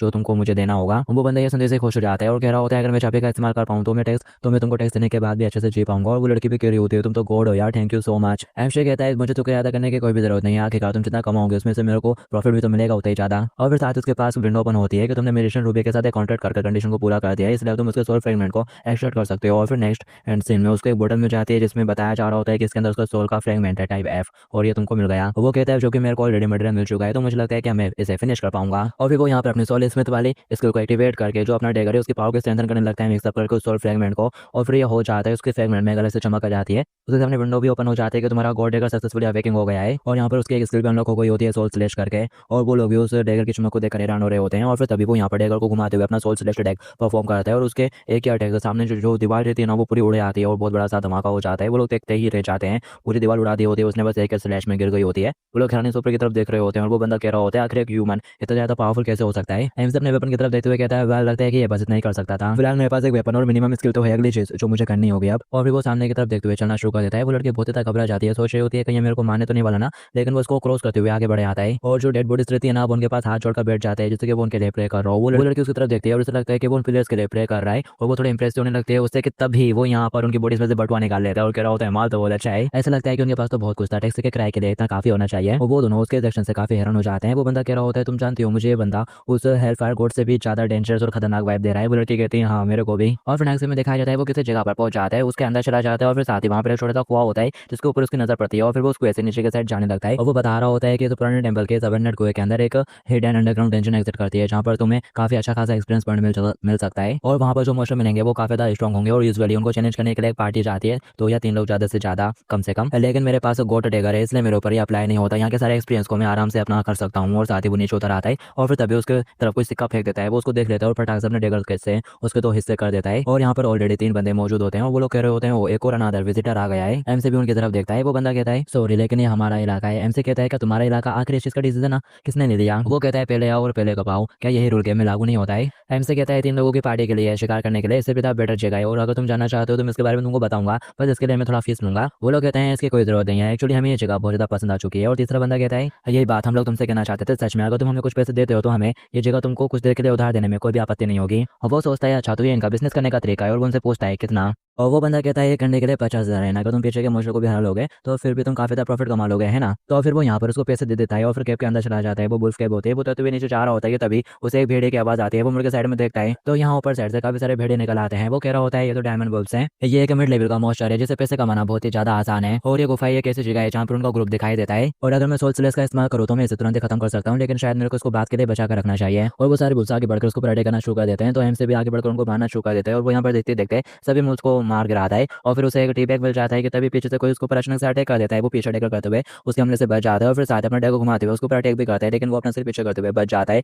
और आसमान में उसका अटैक चला लगता है और ऊपर से बंदा गिरने लगता है। और वो बंदा थोड़ा हंसते हुए कह रहा होता है ये तो बहुत ज्यादा खतरनाक था और वो सोच रहा होता है इसने तो मेरा अटैक को अवॉइड कर लिया, लगता है कि ये फाइटिंग में थोड़ा माहिर है। जब मैंने मोशे को हराने के बाद अपना गार्ड थोड़ा सा डाउन कर दिया, उसी मौके का फायदा उठाते हो तुमने पूरा अटैक कर दिया, तुम सचमुच ऐसे आदमी लगते हो जो अचानक हमला करना पसंद करता है। वो भी आगे से हंसते हुए कहता है लव इट। से कहता है अगर तुम इंतजार में बैठे रहे तो अच्छे इक्विपमेंट के लिए शिकार तुम्हारे पास आ ही जाएंगे। तब यहाँ पर तीसरा बंदा कहता है ओ तुमने नोटिस कर लिया। एम से कहता है ये सभी लगभग भगों द्वारा इस्तेमाल किया जाने वाला एक सीक्रेट प्लेस है ना। ये काफी अजीब था जब तुम लोग यहाँ पर अकेले लोग थे, अगर तुम मेरे को बेवकूफ बनाने की कोशिश कर रहे थे तो तुमको एक नकली पार्टी भी प्लान करनी चाहिए थी। और वो सोच रहा होता है वेल मुझे इसका एहसास तब हुआ जब मैंने उसके हथियार को देखा, ये बिग गाय नकल गार्ड्स का इस्तेमाल कर रहा है। और वो दूसरे बंदे की तरफ भी देखता है जो तलवार का इस्तेमाल कर रहा है और तीसरा बंदा जो कि इनका लीडर है उसके हाथ में जो रिंग होती है ना वो उसका एंड टाइम है और वो कह रहा होता है यही है जो काफी ट्रबल खड़ी कर सकता है। वो बंदा कहता है वेल इसके लिए सॉरी, मैं तुमसे माफी चाहता हूँ, हमने जो ट्रबल खड़ी कर ली, चलो मैं तुमको इसका कंपनसेशन भी दे देता हूँ। और वो उसकी तरफ काफी सारे सोने के सिक्के फेंकता है जो देखकर एम से काफी हैरान हो जाता है और सोचा होता है कि पैसे फेंकना इसके लिए कोई मजाक है और मुझे लगता है कि ये कम से कम 10,000 तो होंगे ही। वो बंदा कहता है मेरा हाथ गलती से स्लिप हो गया, मुझे माफ कर देना, क्या तुम मेरे लिए उनको उठा सकते हो। ये सुनने के बाद एम से सोचा होता है ये जरूर एक ट्रैप है। एम से कहता है कि ये वाकई में कंपनसेशन है अगर तुम दूसरे व्यक्ति को कुएं टेकने के लिए मजबूर कर रहे हो। और वो कह रहा होता है उसके हाथ में जो रिंग है वो कॉइन एक्सप्लोजन रिंग है, ये एक ऐसा टाइम है जिसकी वजह से सिक्के छोटे छोटे एक्सप्लोजन में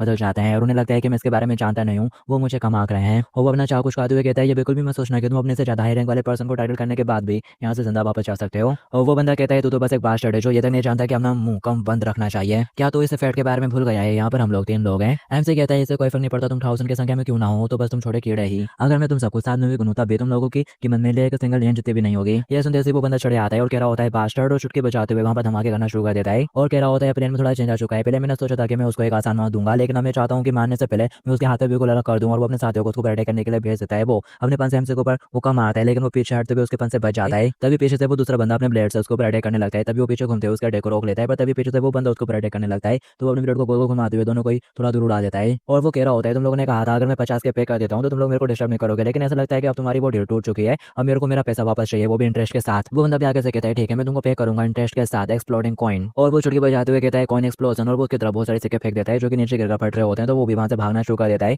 और फिर तभी वो तलवार वाला बंदा जंप करते हुए उसके ऊपर अटैक कर देता है, लेकिन एमसी उसका अटैक को ब्लॉक कर लेता है और साथ ही उसकी तलवार भी तोड़ देता है और एक स्लैश मारते हुए उसको अटैक भी करता है, पर वो झुकते हुए जैसे तैसे बच जाता है। ये देखकर उनका लीडर चौंक गया होता है और कह रहा होता है आर्यन की तलवार तो टूट गई यार, उसके पास जो डेगर है ऐसा हो सकता है कि वो वाकई में असल में कोई एपिक इन टाइम है, लेकिन ये अभी भी एक्सपेक्टेशन में है। ऐसा बिल्कुल भी नहीं हो सकता कि जैसे बंदों के हाथों हमारा काम तमाम हो जाए और उससे उसे परेशान कर रहे होते हैं, वो वहां से भागना शुरू कर देता है और कह रहा होता है ये तो बेवकूफों की तरह से इधर उधर फेंक रहा है। तभी वो बड़ा बंदा आ जाता है और उसको रॉकेट पंच मारने लगता है और उसकी पंच की वजह से यहाँ पर काफी बड़ा ब्लास्ट हो जाता है और फिर हमें हवा में एमसी का डेगर नजर आता है और वो बंदा खुश होने लगता है, सोच रहा होता है कि वो मर गया और पीछे से उसका साथी डांट रहा होता है क्योंकि उसने लगभग उसको भी खत्म कर ही दिया था। और वो कह रहा होता है जो भी हो वो बंदा था तो बहुत ज्यादा स्ट्रॉन्ग, मुझे हैरानी है कि मेरे को अपनी तलवार को फिक्स कराने में कितना पैसा लग जाएगा। और उनका लीडर कह रहा होता है कोई भी हथियार कितना अच्छा क्यों ना हो वो बेकार हो ही जाता है जब उसे चलाने वाला पर्सन मारा जाता है, जिंदा ही नहीं बचता। और अब ये लूट कलेक्ट करने का टाइम है और वो ब्लेड उठाने लगता है कि तभी यहाँ पर आवाज आती है सोल रेजिस्टेंट, और यहाँ पर सोल्स की बनी हुई चेनें आ जाती हैं जो कि उसके दो साथियों को उठाते हुए हवा में बांध देते हैं। वो ये देखकर चौंक जाता है, वो साथी उसके दर्द के मारे चलाना शुरू कर देते हैं। वो अपने साथियों को आवाज दे रहा होता है कि तभी यहाँ पर एमसी बोलता है और मैंने सीधे अपने पावर सोल मिस का इस्तेमाल करा उनके सोल्स को बांधने के लिए और यह मरने से भी ज्यादा दर्दनाक होता है। और वो उसको अटैक करने के लिए आगे बढ़ता है, लेकिन एमसी उसे फटाक से रोक देता है और कह रहा होता है तुम तो बहुत ही ज्यादा स्लो हो। वो कह रहा होता है अच्छा ऐसा क्या, और वो अपने शक्ल को छिड़काना शुरू कर देता है जिससे बहुत सारे सिक्के निकलते हैं और फटने वाले ऑफ कोर्स। तो वो यहाँ पर सोल डिस्टेंस का इस्तेमाल करते हुए फटाक से उसको भी बांध देता है और वो उसको गले से भी पकड़ लेता है जिसकी वजह से उसको काफी ज्यादा दर्द हो रहा होता है और वो कह रहा होता है कि मेरा कॉइन एक्सप्लोजन एक्टिवेट क्यों नहीं हुआ। एमसी कहता है सोल रिस्टेड ये तो दुश्मनों की स्किल को भी सील कर देती है और अगर लेवल का गैप हो तो ये और ज्यादा आसान हो जाता है। वो चलाते हुए कहता है कि लेवल गैप, तुम कह रहे हो लेवल गैप, मेरा लेवल 7 है और अभी इसे करंट वर्ल्ड के हिसाब से मेरा लेवल अभी काफी हाई है। एमसी कहता है अच्छा यानी कि तुमने काफी अच्छा स्टार्ट करा है। और एमसी सोच रहा होता है मुझे हैरानी है कि अब ये लोग मेरे साथ नेगोशिएशन करेंगे, मेरे को इनकी सोल एक्सट्रैक्ट करनी है, सोल फ्रेगमेंट लेना है और उसके लिए मेरे को उनके साथ कॉन्ट्रैक्ट करना होगा क्योंकि उन सबकी जो सोल का टाइप है ना वो FR होता है और अलग अलग कंडीशन हो रही होती है उनसे लेने के लिए। और वो उनकी लीडर की कंडीशन को देखता है और कह रहा होता है इस बंदे की कंडीशन को तो मैं अभी फुलफिल कर सकता हूँ। वो कह रहा होता है ये बहुत ज्यादा पेनफुल है, प्लीज मेरे को मत मारो। आगे तुम्हें किस तरह की बेवकूफी भरी बातें कर रहे हो, अगर तुम यहाँ पर जिंदा नहीं रहोगे तो यहाँ पर मैं हूँ जिसके लिए मुसीबत खड़ी हो जाएगी।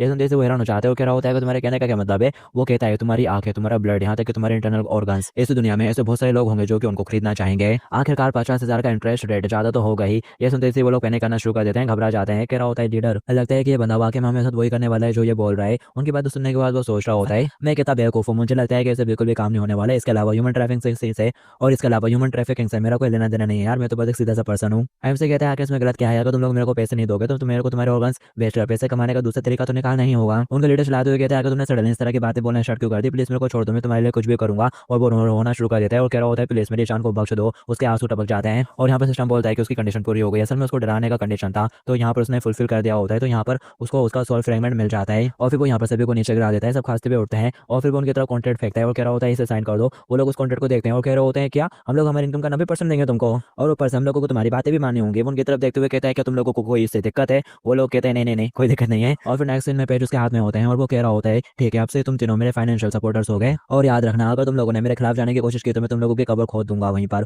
और इसके अलावा मेरे को उस बंदे के पास ले चलो जो कि तुमको बैकिंग कर रहा है, पीछे से सपोर्ट दे रहा है। ये सुनते से वो एकदम हैरान हो जाता है और कह रहा होता है तुमको कैसे पता। एमसे कहता है जो इक्विपमेंट तुम यूज कर रहे थे वो ऐसे इक्विपमेंट है जो किसी कमजोर के पास तो हो ही नहीं सकते, तो ऑब्वियस ही है कि तुम्हारे पीछे कोई बंदा है, क्यों मैं सही हूँ ना। वो फटाक से घबराते हुए उसे पकड़ लेता है और कह रहा होता है प्लीज इसके अलावा कुछ भी, अगर हमारे बॉस को पता चला कि हम तुम्हारे साथ काम कर रहे हैं उनके अलावा किसी और के साथ तो फिर हमारा काम तमाम हो जाएगा। और वो उसको लात मारते हुए कहता है अपने बॉस के खिलाफ जाओ या फिर अपने ऑर्गन्स खो दो, तुमको किस बात से ज्यादा डर लगता है। तो दिखाया जाता है यहाँ पर टोपी वाला बंदा बहुत ज्यादा घबरा जाता है और कह रहा होता है मेरे को किसी के साथ भी कुछ नहीं करना, और रोते हुए वहां से भागना शुरू कर देता है। वो उंगली करता है उसकी तरफ और कह रहा होता है कि तुमको वाकई में लगता है कि तुम यहाँ से भाग सकते हो, और वो अपनी चिन्हों का इस्तेमाल करते हुए उसे पकड़कर हवा में उड़ा देता है। और ये देखकर वो दोनों थोड़ा घबरा जाते हैं और कह रहे होते हैं ठीक है तुमको उसके पास ले जाएंगे। तभी वो कहता है तुम अपने सारे वेपन्स और मनी भी मेरे को दे दो। ये सुनते से वो लोग और ज्यादा परेशान हो जाते हैं और यहाँ पर एमसी ने उस बंदे को भी पकड़ लिया होता है जो कि अब कुछ नहीं कर पा रहा होता। और एमसी कह रहा होता है ऐसा लगता है कि इस वर्ल्ड की सिक्योरिटी काफी बैड स्टेज में है, वाइल मुझे नहीं लगता कि अभी इस वक्त में कोई ऐसा एसेट करता है जो कि मुझे वाकई में नुकसान पहुंचा सकता है। और फिर यहाँ पर हमें उसका स्टेटस दिखाया जाता है, वो लेवल 36 पर होता है रही, और उसके स्टेट्स भी अच्छे खासे होते हैं। और फिर इसके बाद हमें एक तंबू का सीन दिखाया जाता है जो कि बेसिकली सर्कस वाली जगह होती है और यहाँ पर एक बंदा होता है जो कि किसी बंदे को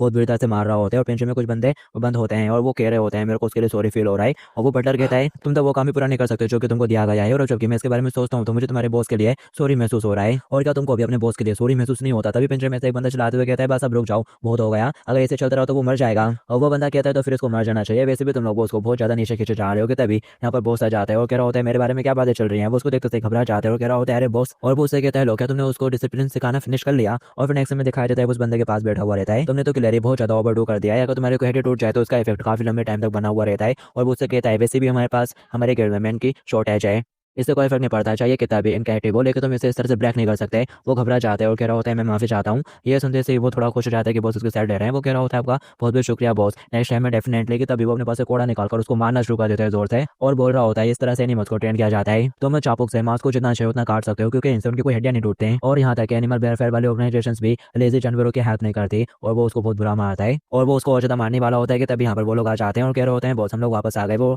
मुड़ के उनकी तरफ देखता है और कह रहा होता है तो तुम लोग तो बहुत जल्दी वापस आ गए। और हम देख पाते हैं ये वही 3 लोग होते हैं जिनकी एमसी ने पिटाई कर दी थी कुछ देर पहले। उनका लीडर कह रहा होता है हम लोग यहाँ पर रिपोर्ट करने के लिए आए हैं, जबकि हमारी हालत इस तरह की हो गई है तो हमारे लिए ऑपरेशन को कंटिन्यू रख पाना काफी ज्यादा डिफिकल्ट हो गया है। और वो उसके हाथ की तरफ देखता है, उसको रिंग नजर नहीं आती, तो वो उससे कहता है ओके उस रिंग के साथ क्या हुआ जो कि मैंने तुमको दी थी, क्या तुम जानते हो वो तुम्हारी जिंदगी से भी ज्यादा वैल्यूएबल थी। और वो फटाक से उसके सामने झुकते हुए कहता है मैं माफी चाहता हूँ बॉस, हम लोगों ने कुछ भी गलत नहीं करा है असल में, वो रिंग हमसे चुरा ली गई है। वो आदमी प्रैक्टिकली एक मॉन्स्टर ही था, काफी खतरनाक था वो। ये सुनते से वो उसके मुंह पे चापुक मारता है और वो नीचे गिर जाता है। वो चिल्लाते हुए कह रहा होता है अगर तुम सब लोग ये क्या कर रहे हो गाइस, अब भले हमारे पास मैन पावर की शॉर्टेज है फिर भी ये सोचना गलत है कि हमने जो कुछ भी इकट्ठा करा है वो बस एक कूड़ा है। उसके पास उनके वो दोनों मनीमन कह रहे होते हैं ऐसा इसलिए क्योंकि तुम्हारे हरेसमेंट की वजह से सभी लोग नौकरी छोड़कर जा चुके हैं। वो कह रहा होता है यहाँ पर बस एक ही जॉब है जो कि तुम जैसे कचड़ों को दिया जा सकता है। और वो लोग को आवाज देता है तो वो घबराते हुए कहता है हाँ बॉस। वो उसे कह रहा होता है जल्दी से जॉनी को यहाँ पर लेकर आओ। और फिर नेक्स्ट में दिखाया जाता है एक व्हाइट टाइगर की यहाँ पर एंट्री होती है जो कि उसी बंदे की तरफ बढ़ रहा होता है। वो टाइगर काफी बड़ा होता है और उसकी तरफ बढ़ रहा होता है। वो घबरा जाता है और कह रहा होता है बॉस प्लीज मजाक मत करिए, मैंने शुरू से ही आपके हर ऑर्डर को मारे और अच्छे से पूरा करने की कोशिश करी है। लेकिन वो उसकी बात को इग्नोर कर देता है और कह रहा होता है जॉनी कौन डिनर का टाइम हो गया है। तो वो टाइगर आगे बढ़ता है, उसको खाने लगता है कि तभी यहाँ पर एक एंट्री हो जाती है। वो झूलते हुए आता है, उस टाइगर को लात मारते हुए दूर उड़ा देता है।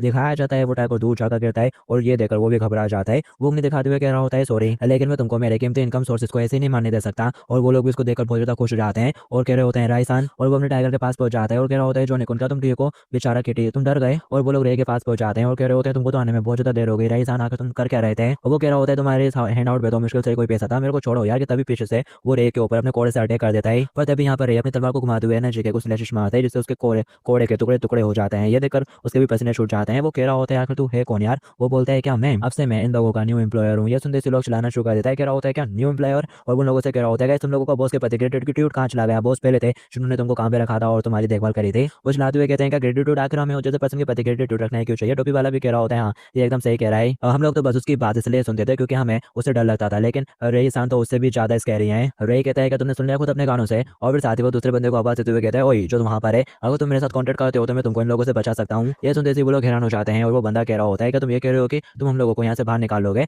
वो कहता है मैं प्रॉमिस करता हूँ पर मेरी ये कंडीशन है जितना भी तुमने कमाया है और जितना भी तुम कमाओगे उसका 50% तुमको मेरे को देना होगा। और अगर तुम ऐसा करते हो तो मैं तुमको ये गेम खेलने के कुछ टिप एंड ट्रिक भी दूंगा। और मैं श्योर हूँ कि इसे क्रीपी सर्कस में फंसे रहने से तो ये चीजें ज्यादा बेटर है। ये सुनते से पीछे वाले चलाते हुए कहते हैं कि 50%, लेकिन तुमने तो हमसे 90% बोला था। रे कहता है तुम लोगों ने मुझे मारने की कोशिश की थी इसलिए मैंने तुम्हारे ऊपर एक्स्ट्रा चार्जेस लगाए। और वो जोकर बहुत ज्यादा गुस्सा हो जाता है और कह रहा होता है मेरे कीमती जॉनी को इंसल्ट करने के बाद अब तुम मेरे आदमियों को मेरे सबऑर्डिनेट को चुराने की कोशिश कर रहे हो। मैं तुम चारों को मारकर खुद अपने हाथों से नर पहुंचाऊंगा। वो लोग चलाते हुए कहता है तुम जानते हो ना हम लोग जापान में है, इस तरह के बर्बर बिहेवियर को यहाँ पर कब से सेंड किया जाने लगा। वो कहता है कि तुम्हारे पास ये हो तो यहाँ पर सब चलता है। और वो यहाँ पर अपना एक गोल्डन कार्ड दिखाता है जो कि गिल्ड मैनेजमेंट का लाइसेंस होता है जो कि उसको मिला है। और रे उसके हाथ में वो देखता है और कह रहा होता है ये तो गिल्ड मैनेजमेंट का लाइसेंस लगता है। वो बंदा कहता है जापान के गवर्नमेंट सच मुझे बहुत ज्यादा चिंतित हो गई है मास्को की तबाही देखने के बाद, इसलिए उसने गिल्ड मास्टर्स को ऑर्डर दिया है डेंजन जीतने के लिए। और अगर तुम्हारे पास ये होती है तो तुम्हारे पास इतनी पावर होती है कि तुम लोग के ऊपर से भी जा सकते हो। और साथ ही उन लोगों ने हमको इतनी अथॉरिटी दे दी है कि हम लोग से भी ऊपर जा सकते हैं, यहाँ तक कि उनके पुलिस से भी ऊपर हाथ नहीं उठा सकते। प्रेजेंट टाइम में जापान में पावर ही सब कुछ है, इसलिए अगर मैं यहाँ पर तुम सभी को भी मार डालूंगा तभी मेरा कुछ भी नहीं बिगड़ेगा। अरे ये कहता है उन लोगों ने ये बांटना तब शुरू कर दिया होगा जब मैं टेंशन में था।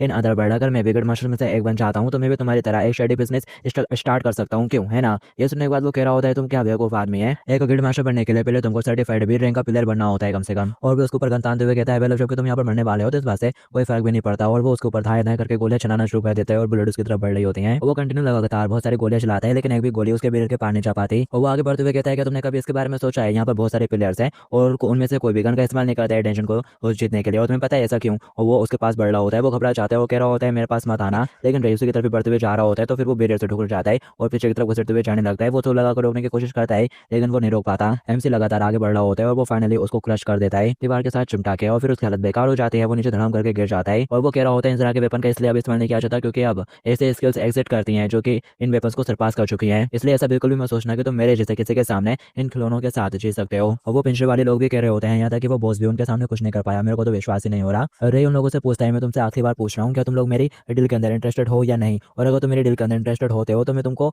बोनस के तौर पर इस जोकर के साथ जो चाहे वो करने दूंगा। ये सुनते से वो लोग चिल्लाते हुए कहते हैं मेरे मन में उसके प्रति बहुत ज्यादा ग्रज है, अगर मेरे को उसे बदला लेने का मौका मिलेगा तो मैं कॉन्ट्रैक्ट साइन करने के लिए तैयार हूँ। और वो बंदा कहता है तुम जैसा कोई जिसके पास लाइसेंस नहीं है, अगर वो इस तरह की हरकत करेगा तो ऑथोरिटीज बिल्कुल भी चुपचाप नहीं बैठेंगी। रे कहता है जैसे कि इस बात से मेरे को कोई फर्क पड़ता है, क्या तुम्हें वही नहीं थे जो कि अभी कुछ देर पहले यहाँ पर चिल्ला कर कह रहा था कि पावर सब कुछ है। और फिर नेक्स्ट में दिखाया जाता है वो पिंजरे वाले लोग आजाद हो चुके होते हैं और अपने बॉस के सामने खड़े होते हैं, बहुत ज्यादा गुस्से में होते हैं, और फिर वो सभी लोग मिलकर उसको बहुत बेहतर से पीटना शुरू कर देते हैं। और रे खड़ा खड़ा सोच रहा होता है आज तो मैंने काफी पैसे कमा लिया, मुझे लगता है कि मेरे को इन बंदों का यूज करते हुए और ज्यादा पैसे कमाना चाहिए। और फिर तभी उसके सामने एक विंडो ओपन हो जाती है जिसमें टेस्ट वगैरह कुछ बताया जा रहा होता है और टाइमिंग चल रही होती है। वो कह रहा होता है बस 1 मंथ ही बाकी है और क्या परफेक्ट टाइमिंग है। और फिर इसके बाद हमें एक बिल्डिंग का सीन दिखाया जाता है जो कि प्लेयर एसोसिएशन हेडक्वार्टर होता है, जहाँ पर रैंक को सर्टिफाई किया जाता है। तो अब यहाँ पर जो अपना रे रहता है वो भी चलते हुए आ रहा होता है और पीछे 3 लोग बंदे होते हैं। उनमें से एक कह रहा होता है कि तुमने इसके बारे में सुना, अगर तुम एक बी रैंक या फिर इससे भी ज्यादा हाई रैंक प्लेयर बन जाते हो तो गिल्ड जो तुमको सैलरी ऑफर करती है वो वाकई में काफी ज्यादा हाई रहती है। एनुअल सैलरी लगभग 10 मिलियन के आसपास होती है और ये तो भाई सपना होता है। दूसरा बंदा कहता है तो अपने एक्सपेक्टेशन ज्यादा मत कर, पूरे जापान में बस 1% ही लोग होते हैं ऐसे जो कि बी रैंक पर होते हैं, तो ये तो पता ही है ना। और पूरी कंट्री में अपन के बस 9 ही रैंक है, मतलब कि सिर्फ 9 ही लोग हैं जो कि ए रैंक पर हैं। पर उनका दोस्त हंसते हुए कहता है तुम लोग देखना 10वां मैं हूँगा। और रे उनके आगे आगे चलते हुए जा रहा होता है और फिर हमें बताया जाता है प्रोफेसर ऑनलाइन को रियलिटी बने हुए पूरे 2 हफ्ते बीत चुके हैं। और शुरुआत में जापानी सरकार ने 100 मिलियन की बाउंड्री ऑफर करी, जो भी ट्राई को क्लियर करेगा उसको मिलेगा। तो काफी सारे लोगों ने इस चैलेंज को लिया, हालांकि जैसा कि एक्सपेक्टेड था इसका रिजल्ट बहुत ज्यादा डिजास्टर निकला। और फिर तभी से उसके बाद से प्लेयर एसोसिएशन की मेंबरशिप लेना मैंडेटरी कर दिया गया और अगर कोई बंदा एसोसिएशन को ज्वाइन नहीं करता है तो उसको ट्रायल करने की इजाजत नहीं होती और साथ ही उसको कोई रिवॉर्ड भी नहीं मिलता है। एमसी चलते हुए जा रहा होता है और सोच रहा होता है मैं शोरूम इसके अंदर बहुत सारा पैसा है और उनमें से मेरे को भी कुछ चाहिए, कि तभी उसकी नजर ऊपर की तरफ पड़ती है। ऊपर से कोई बंदा उसको ऊपर अटैक कर देता है, वो साइड होते हुए बच जाता है और वो एक साइन बोर्ड रहता है जो कि किसने फेंका था ऊपर से, और फिर हमें दिखाया जाता है ऊपर वही बंदा होता है वो जिसको एमसी से कर्जा वसूलना है। वो चलाते हुए कह रहा होता है और रे ये क्या लगता है कि तुमने मेरे को पहले ही पकड़ लिया और ऐसा बिल्कुल भी मत सोचना कि तुम मेरे कर्ज वसूलने से बच पाओगे। और वो जंप करते हुए उसके सामने आ जाता है, वो उसे कहता है लॉन शार्क टकाओ क्या तुम भी सर्टिफिकेशन, क्या तुम भी रैंक सर्टिफिकेशन एग्जाम देने के लिए यहाँ पर आए हो? और वो कह रहा होता है कोई ऐसा बंदा जो कि नोट सीखे के एक से ढेर हो गया था उसे यहाँ पर नहीं आना चाहिए, बस वो यहाँ पर आकर अपनी जिंदगी ही वेस्ट करेगा। वो आगे से हंसते हुए कह रहा होता है तुमको क्या लगता है कि मैं भी वही पर्सन हूँ जो कि पहले हुआ करता था,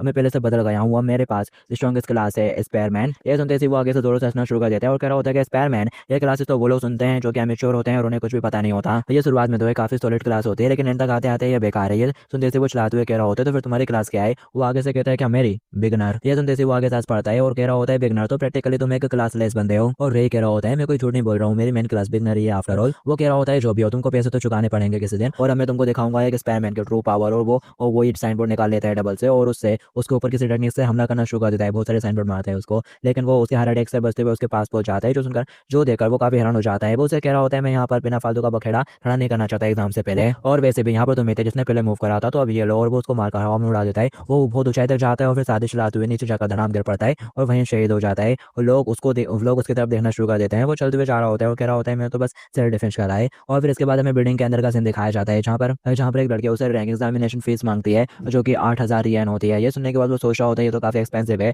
और वो फीस भर देता है और कोने में बैठकर थोड़ा डिप्रेस होने लगता है कि 8,000 येन चलेगा यार। और फिर तभी यहाँ पर एक लेडी आती है, कह रही होती है सॉरी इंतजार कराने के लिए माफी चाहती हूँ, तो रेसन चलो हम लोग तुम्हारा रैंक सर्टिफिकेशन एग्जाम शुरू करेंगे। और फिर इसके बाद हमें दिखाया जाता है वो लड़की उसको अपने साथ एक रूम में लेकर आ जाती है जहाँ पर बहुत बड़ा सा पर्पल कलर का क्रिस्टल रखा हुआ रहता है। वो सोच रहा होता है इस एग्जाम को तो बिल्कुल वैसे कंडक्ट किया जाता है जैसे कि मेरे पास इन्फॉर्मेशन थी। वो उसे कहता है तो बस मेरे को अपना हाथ इसके ऊपर रखना है ना। और फिर साथ ही वो आगे बढ़ते हुए अपना हाथ उस पत्थर के ऊपर रख देता है और जैसे उस पत्थर को टच करता है जब दस रिलीज होता है, जिसको देखने के बाद वो लड़की भी काफी हैरान हो जाती है। और फिर नेक्स्ट में दिखाया जाता है वो उसे कह रही होती है रेसान तुम्हारे टेस्ट का रिजल्ट आ चुका है, और वो उसको बताते हैं कि तुम्हारी बेटी को ए रैंक दिया गया है, उसको ए रैंक मिलती है। मैं श्योर हूँ कि तुम ऑलरेडी इस बात से अवेयर थे, लेकिन प्लेयर चाहे तो अपनी क्लास को भी चेंज कर सकते हैं। और फिर वो बताना शुरू कर देती है जॉर्डमैन, मैचिंग मास्टर, आरवी शॉप, और अगर तुम्हें इच्छा हो तो हम लोग तुम्हारी क्लासेस चेंज करने के लिए हेल्प कर सकते हैं। लेकिन जो एमसी रहता है वो इस बात से रिफ्यूज़ कर देता है। वो कह रहा होता है मैं चाहे जितना भी चेंज करना चाहूँ, लेकिन जो क्लास में चाहता हूँ वो अभी तक मेरे लिए अवेलेबल ही नहीं है। वो पूछते हैं आखिर किस तरह की क्लास? वो कहता है मैं तुमको बिल्कुल भी इसके बारे में नहीं बताऊंगा। तो वो आगे से कुछ नहीं बोलते। वो कह रहा होता है नॉर्मली क्लासेस को चेंज करने के लिए तुमको एक स्पेशल आइटम यूज़ करने की जरूरत होती है, तो तुम्हारे एसोसिएशन वालों ने उसकी तैयारी तो कर ली होगी। वो कह रही होती है हाँ मैंने खुद उस इन टाइम को क्रेडिट करा है। वो कहता है कि तुमको बस इतना ही बताना था। वो लड़के कहते हैं लेकिन ये तुम्हारे लिए एक प्रॉब्लम भी बन सकती है। वो पूछता है आखिर क्यों? वो बताते हैं तुम्हारी ए लेवल के पावर किसी भी दूसरे प्लेयर से ज़्यादा है, जितने कोई भी अभी तक हमने देखा है। लेकिन अगर तुम अपनी क्लास को चेंज नहीं करते तो फिर तुमको ई रैंक पर ही रखा जाएगा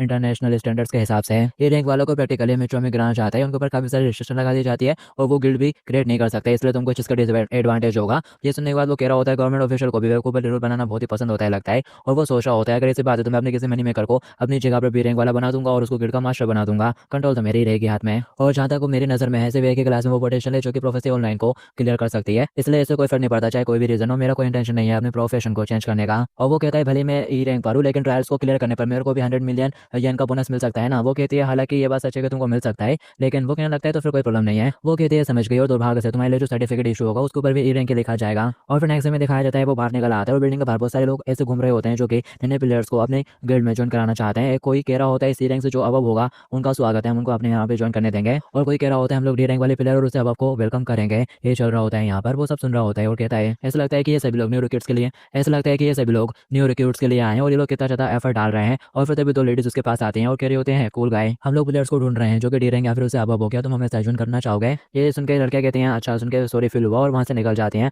वो आसपास देखता है और सोच रहा होता है ऐसा लगता है कि रैंक वालों को बिल्कुल हॉट पटोरे की तरह ट्रीट किया जाता है, लेकिन वेल मेरे को इससे कोई फर्क नहीं पड़ता क्योंकि मेरा प्लान ही नहीं है किसी के अंडर काम करने का। और फिर तभी पूरी भीड़ में उसको एक बंदा नजर आता है जो कि थोड़ा अलग वाइफ कर रहा होता है और वो उसी की तरफ देख रहा होता है। और फिर नेक्स्ट दिन में वो दोनों मिलते हैं। वो बंदा कह रहा होता है तुमसे मिलकर अच्छा लगा, ऐसा लगता है कि मैंने एकदम सही अज्यूम करा था, तुम रही हो ना। और फिर वो उसको अपना कार्ड देता है। वो उसका कार्ड देखता है जो कि विंग ऑफ जीनियस का होता है और सतोई जी लिखा होता है उसके ऊपर। और फिर तभी पीछे खड़े कुछ बंदे उसकी तरफ देखते हैं और वो उस पर्सन को पहचान जाते हैं और कह रहे होता है ये तो वही पर्सन है ना। दूसरा भी कहता है हाँ इसमें कोई डाउट ही नहीं है, ये था स्ट्रॉन्गेस्ट गिल्ड विंग्स ऑफ जेनिस का फिडोर सान है। ये सुनने के बाद रे भी कहता है क्या फिडोर? वो आगे से थोड़ा हंसते हुए कहता है हाउ अमेजिंग, फिडोर मेरा यूजर नेम हुआ करता था पहले गेम के अंदर। तो रे सोचा होता है बेसिकली ये बंदा सेलिब्रिटी है और अगर मैं इसके साथ दोस्ती कर लूँ तो शायद मैं इससे भी थोड़े पैसे कमा सकता हूँ। वो कह रहा होता है तो बताओ आगे तुम मेरे को क्यों ढूंढ रहे हो, मुझसे क्यों मिलना चाहते थे? वो कहता है मैं काफी टाइम से तुम्हारे इंतजार कर रहा था। और फिर तब यहाँ पर एक बंदा आ जाता है जो कि कह रहा होता है ऐसा लगता है कि तुम मेरे इंतजार कर रहे थे विंग ऑफ गैनिस, और ये वही बंदा होता है वही लॉन शार्क। और वो वहीं से ही कहते हुए आ रहा होता है तुम लोग मुझे ढूंढ रहे हो ना, और उस बंदे के पास पहुंच जाता है और कह रहा होता है तुम तो बहुत ज्यादा चालाक हो जो इस बीर रैंक के ताकाउसामा के बारे में जानकारी हासिल करने में कामयाब हो गए, लेकिन मैं तुमको पहले ही बता दूं मैं कोई छोटी मोटी रकम से प्रभावित नहीं होने वाला। और ये सोचा होता है ये बंदा फिर से आ गया